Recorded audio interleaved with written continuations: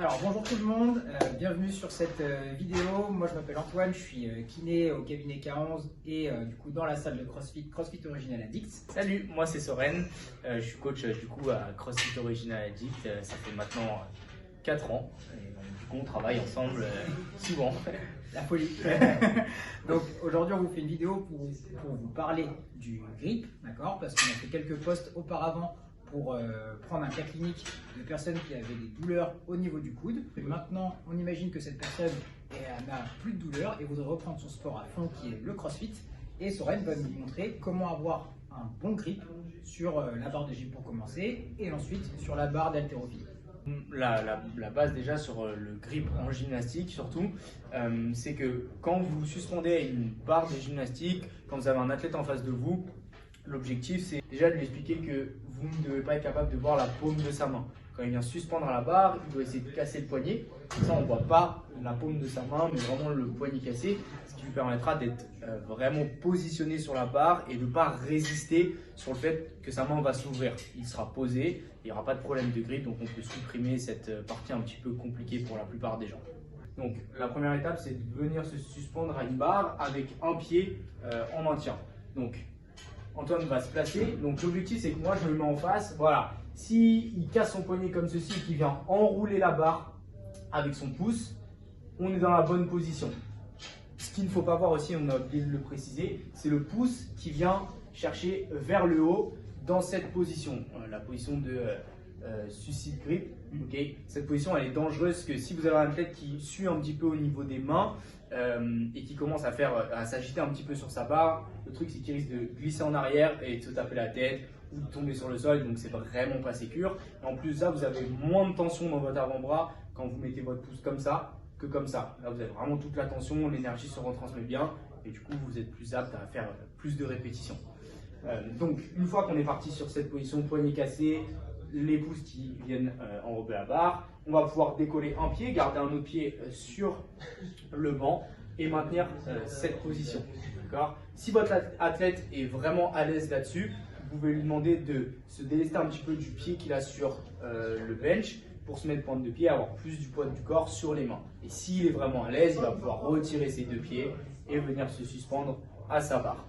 L'étape un petit peu plus, si vraiment vous avez un athlète qui est vraiment avancé dans le CrossFit, vous allez, ou alors, ça peut être bien, ça peut être bien aussi de le faire pour des athlètes un petit peu moins avancés, mais il faudra toujours avoir le scale avec le pied sur un banc ou sur une box, et c'est vraiment compliqué à mettre en place. Le but c'est, il prend une balle dans une des mains et la balle elle doit passer en avant, dans cette position. Là le pouce c'est pas grave, on va pas faire de traction ou de choses comme ça, on va juste venir se suspendre à la barre. Notre autre main, elle est cassée.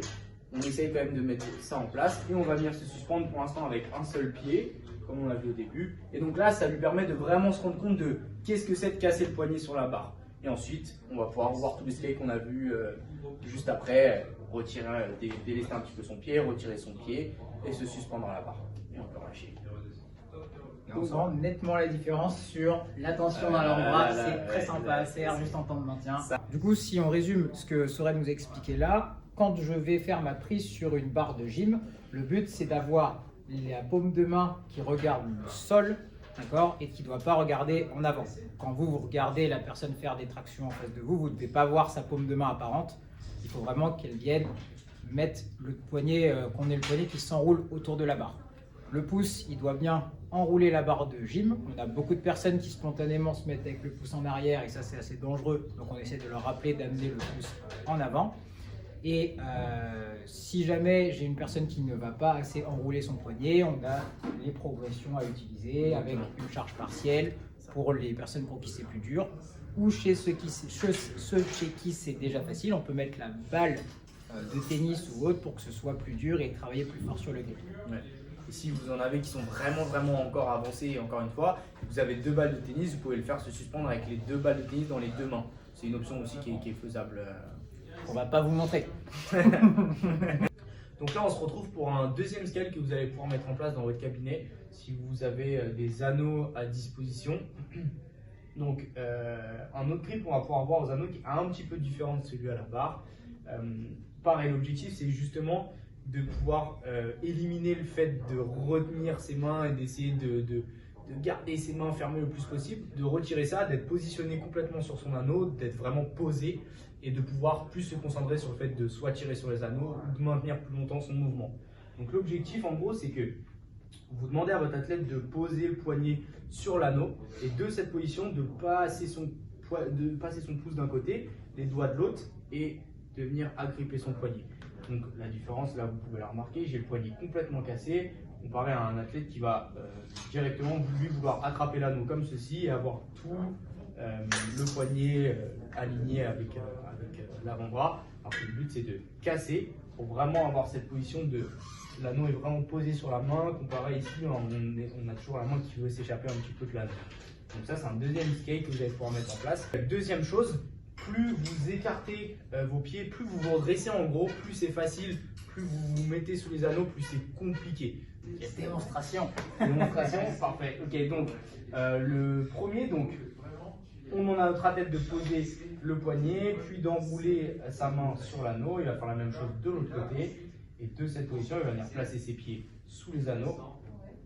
Et donc là, vous remarquez qu'il a vraiment les poignets cassés, il est vraiment posé sur ses anneaux. Je sens bien ça. Parfait. Et du coup, ce que j'expliquais, c'est que plus il va se redresser, donc plus il va aller chercher vers l'arrière, plus ça sera facile, il va se délester un petit peu. Au contraire, plus il va se mettre sous les anneaux, plus c'est compliqué. Alors du coup, on reprend encore un résumé de ce que Soren nous a dit, on va voir si on a tout compris. Donc quand on a un athlète pour qui l'utilisation de la barre de gym c'est un peu difficile, on peut utiliser les anneaux pour avoir les pieds au sol et faire une charge partielle. Au niveau du grip, spontanément la personne voudrait avoir envie de prendre l'anneau comme ceci, donc je vous montre pas, comme ceci, juste avec les phalanges un peu apparentes là, mais si on tire, eh ben, c'est que les doigts qui viennent résister, donc on va fatiguer plus vite. Donc là, on essaie de lui apprendre à vraiment venir enrouler son poignet, fermer les doigts, fermer le pouce au-dessus et tenir posé sur le poignet ici. Si là, je résiste, c'est mon poignet qui résiste et pas seulement mes doigts. Et si vous avez peut-être de la magnésie à disposition, c'est ce que nous on utilise en CrossFit.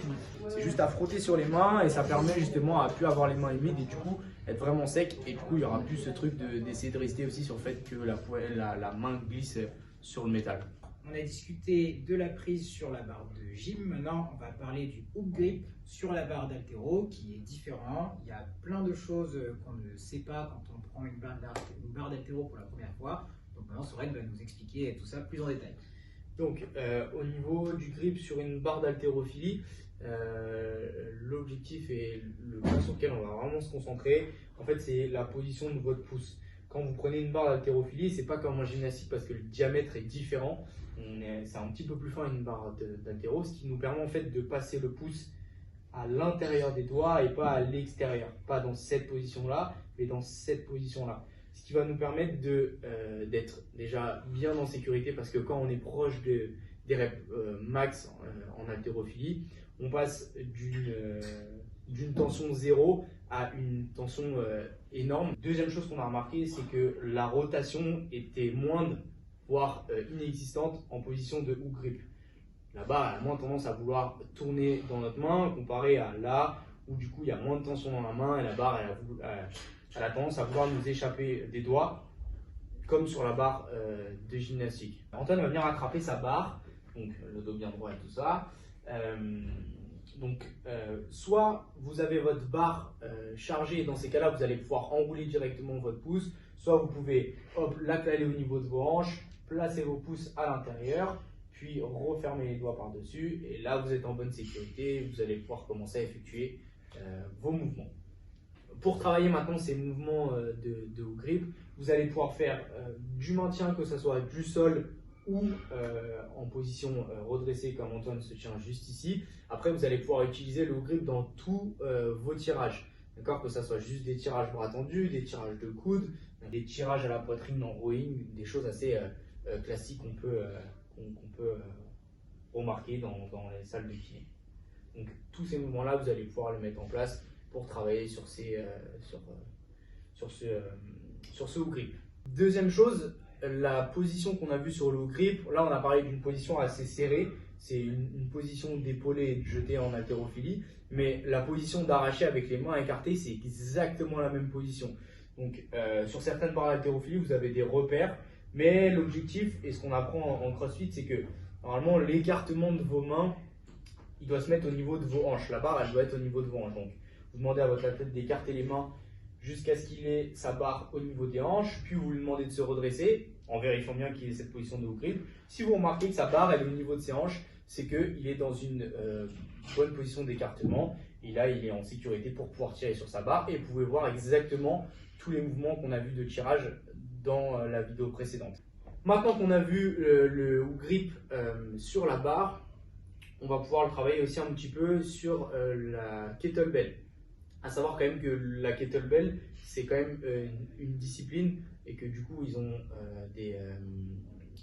des maintiens sur leur kettlebell qui ne sont pas forcément ceux que je vais vous expliquer là. Le truc, c'est vraiment l'objectif, c'est de travailler sur votre grip, d'accord? Donc, on va pouvoir juste utiliser cet objet pour optimiser un petit peu ça. Donc, pareil, l'objectif, c'est vous prenez votre kettle, Antoine il va se placer avec la kettle entre les pieds et on va essayer d'enrouler un petit peu sa main autour de la kettle. Donc, c'est pas comme le grip de gymnastique, on vous demande de vraiment casser complètement le poignet, parce que là, la force créée vers le sol, vous n'allez pas être vraiment à l'aise, mais d'avoir quand même un petit peu le poignet cassé, de ne pas avoir la main complètement alignée dans cette position-là, parce que du coup, la kettle va avoir tendance à vouloir vous glisser des mains. Mais un entre deux, d'accord? Dans cette position-là, avec toujours le pouce à l'intérieur. Et là, pareil, vous allez pouvoir utiliser des charges lourdes ou pas pour tirer la kettle au niveau des hanches et du coup pouvoir travailler sur ce mouvement de hook grip. Et si vous avez des dumbbells à disposition, des haltères, vous pouvez faire exactement la même chose qu'on vient d'expliquer juste ici. On va essayer de récapituler ce qu'on a vu avec Soren. Donc maintenant, on va essayer de placer le hook grip avec le bâton de bois qu'on a ici. Je place ma barre au niveau des hanches et je vais demander à mon athlète de vraiment amener son pouce loin devant et de le recouvrir avec les autres doigts, d'accord, pour qu'il se sente déjà fort sur son tirage, éviter que la barre fasse des rotations dans le creux de la main et du coup gagner vraiment en sécurité quand je vais lui demander de tirer fort dessus. Le hook grip, ça fonctionne sur les prises larges comme là pour le snatch, ça fonctionne sur les prises plus serrées pour l'épaulé ici. Je peux le travailler avec une barre d'haltéro, mais aussi avec tous les autres matériels qu'on a à disposition, kettle, haltère, sur des exercices en temps de maintien ou sur des exercices de tirage simple comme le rowing qu'on a vu tout à l'heure. Mais là, je fais mon rowing exprès en grip pour améliorer cette position-là. Merci à tous d'avoir regardé cette vidéo. Merci à toi Soren de nous avoir donné toutes ces explications. Franchement, c'était top. J'espère que ça vous sera utile. Si vous avez d'autres questions, n'hésitez pas à contacter CFOA Paris sur Instagram, @CFOA Paris, d'accord ? Vous pouvez aussi les contacter sur leur site internet. Et je pense que Soren, tu peux aussi nous diriger vers d'autres personnes si on a d'autres questions. Ouais, vous pouvez vous tourner sur toutes les salles de CrossFit que vous avez dans le monde entier, en France ou à l'étranger, d'accord. Nous, on fait de la santé, notre but c'est de remettre les gens en forme. Donc, passer la porte des salles de CrossFit, essayer de mettre de côté tout ce qu'on peut entendre sur le CrossFit. Nous, ce qu'on essaie, c'est de faire bouger les gens au maximum et c'est vraiment complémentaire. Votre métier et notre métier à nous. En tout cas, nous, on se complète bien et du coup, c'est vraiment fun de pouvoir partager tout ce qu'on connaît ensemble. Donc voilà, n'hésitez pas à y aller et ils vous apprendront des trucs et vous pouvez leur apprendre des trucs aussi. Merci encore, c'était un super bon conseil pour terminer cette vidéo et on vous dit à bientôt sur la suite de nos cas cliniques sur Calif.